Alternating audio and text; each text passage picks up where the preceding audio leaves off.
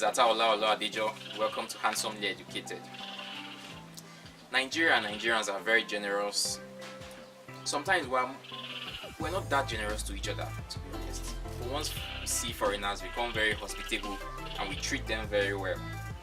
Now, our foreign policy reflects this attitude. Very nice to outsiders, very giving, very generous, very loving. I mean, about a month or so back, we gave $500,000 to Guinea-Bissau to assist them conduct their elections. Remember that we're in a lot of debt, we're in huge debt, we're borrowing money, or yet we're dashing out money, we're gifting out money to other African countries. This is our attitude generally to these countries. We're loving, we're generous, and we're giving people. And our foreign policy is practically the same thing. All we do is give. We rarely take from anyone. Now, I came across this book, Diplomatic Soldiering. It was written by the foreign minister of Nigeria some years of the 1970s. Certain years of the 1970s, he was the foreign minister, a member of the ruling council, the then military government, and a very powerful person. Then, Brigadier General Joe Garba. He wrote this book, and it opened my eyes to a lot of things that happened at that time. Nigeria was swimming in oil money, so much money, billions of dollars. We had the ears of the top powers in the world, the top countries of the world. They actually respected us, and we're basically a Father Christmas and an ATM or a cash cow for other African countries. We're just giving them money without conditions. And to be frank, after reading that book, I was really annoyed. Someone saw me with it and borrowed it, and it too was, my God, these things happened.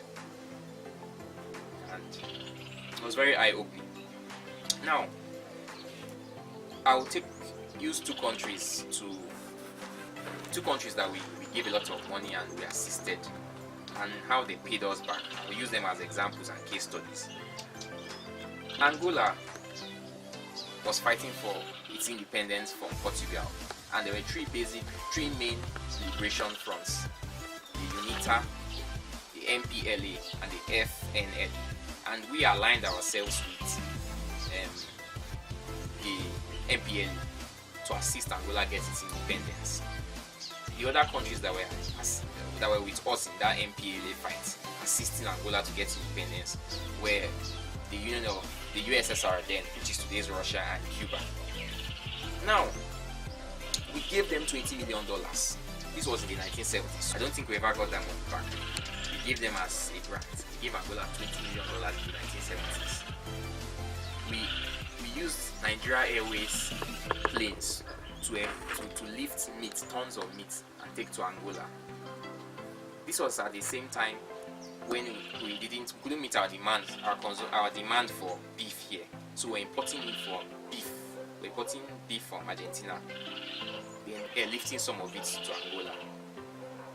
The Angolans who we were assisting asked if we could use some of our aircraft to assist them to create a route between Lagos, which was the capital then, and Luanda, and we agreed, even though we were running at a loss, because how many Nigerians were going to Angola for anything? So the aircraft were leaving Lagos empty and landing in Angola. We gave them so much moral support. We put pressure on international organizations to sanction Portugal so that they could speed up the whole independence. But after they got their independence, we couldn't even get an embassy. Cuba and Russia got embassies. All we had were like 2 rooms in the hotel. We asked them if Nigerian shipping companies could use their waters to fish, get fish to fish. They said no. They gave the license to Russia. And when the Nigerian head of state at a certain time, Murtala Mohammed, was assassinated, Angola, who he gave so much money, couldn't even stop by and give a condolence visit. They only sent a message. That's just an example. Let us take South Africa, for instance. We're very far from South Africa geographically. We are in West Africa, they're in South Africa. But we took up their fight against apartheid very personally. We put pressure on the UN and the Commonwealth to suspend South Africa from those organizations, because that time it was controlled by the white minority. So in other words, we wanted to hurt them so that they could give chance for the blacks to run things.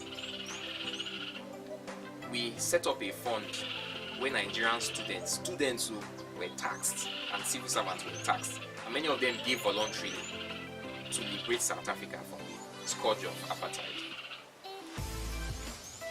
Nigerians were so eager, there was so much love, we gave them so much moral support. Some of the rebels, the ANC top guys, ran to Nigeria and were protected. But after South Africa got its break, its independence, they acknowledge us. What did we even do? How many Nigerian companies are in South Africa doing business? Instead, they have companies here making a lot of money. We have MTN here, we have DSTV here, we have ShopRite, we have Protea Hotels, we have the Standard Bank Group. They all make billions of dollars. Why are there no Nigerian companies of that magnitude and that scale operating in South Africa? Instead, what we get is that if there's any issue, there's any little uprising, they start killing Nigerians who are struggling there, and they probably have supermarkets and little businesses. They're killing Nigerians, they're attacking Nigerians. How many average Angolans or South Africans know of the sacrifices we made?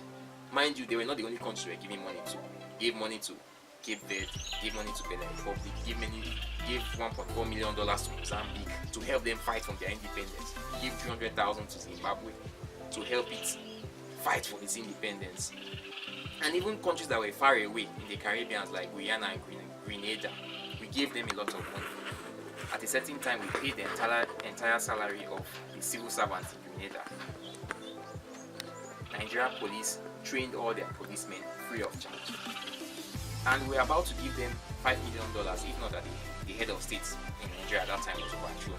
So we were just dashing and getting nothing in return. Now, what if, for instance, that as we're giving all these things, we put conditions attached to those grants, those loans, those gifts we're giving all these countries? There's nothing wrong. Everybody does it. Even the richest countries in the world, they don't just give you money like that. Most of the time, they will ensure that their companies get to execute those projects that the monies are meant for. I mean, some years back, the United States of America was to help us with financial assistance, and they pegged it and they gave the condition that we will have to respect LGBT rights, lesbian, gay, bisexual and transgender rights. And we said no, keep your money, we're not going to do that, it's not in our culture or our religion. But we always open up our doors and we give so much money to our African neighbors, and what do we get in return? At the slightest opportunity, they kill Nigerians, they attack Nigerians. And even when there are positions on international organizations like the UN or even the EU, they struggle with us for it. They don't let us have them.